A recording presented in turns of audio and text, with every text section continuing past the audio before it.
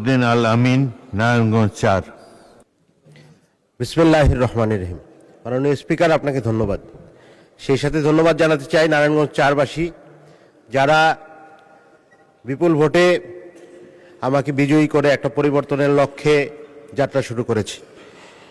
মাননীয় স্পিকার, আজকে আমার জনগুরুত্বপূর্ণ দৃষ্টি আকর্ষণের যে নোটিশ, সেই নোটিশের টপিকটি ছিল হচ্ছে নারায়ণগঞ্জে 2023 সালে একটি বিজ্ঞান ও প্রযুক্তি বিশ্ববিদ্যালয়ে অনুমোদিত হয়েছিল। মাননীয় শিক্ষামন্ত্রীর দৃষ্টি আকর্ষণ আমি করতে চাই যে সেই বিশ্ববিদ্যালয়ের কোনো অবকাঠামো বা পরবর্তী কোনো কার্যক্রম আমরা দেখিনি।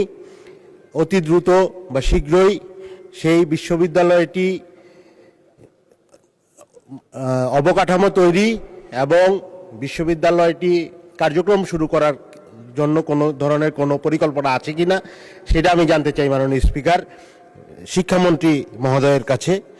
সেই সাথে মাননীয় স্পিকার, আমরা যেটা জানি যে নারায়ণগঞ্জ একটি অবহেলিত জনপদ।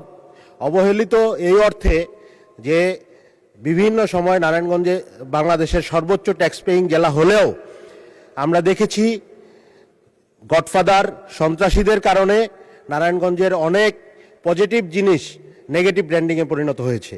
অনেক পজিটিভ কাজ আমরা কোনো ধরনের কোনো সুফল পাইনি। বিশ্ববিদ্যালয়, মেডিকেল কলেজ, হাসপাতাল, স্টেডিয়াম সহ আমরা দেখেছি বিভিন্ন ধরনের অবকাঠামো, অনুমোদিত এবং তৈরিকৃত অবকাঠামো এগুলো বিনষ্ট হয়েছে, অবৈধ কাজে ব্যবহৃত হয়েছে। কোনোভাবে কোনো ধরনের পজিটিভ কাজে বা নারায়ণগঞ্জবাসীর উপকারে আসে এইরকম কোনো কাজ আমাদের অতীতের জনপ্রতিনিধিরা, গডফাদাররা বা সন্ত্রাসীরা করতে দেয়নি।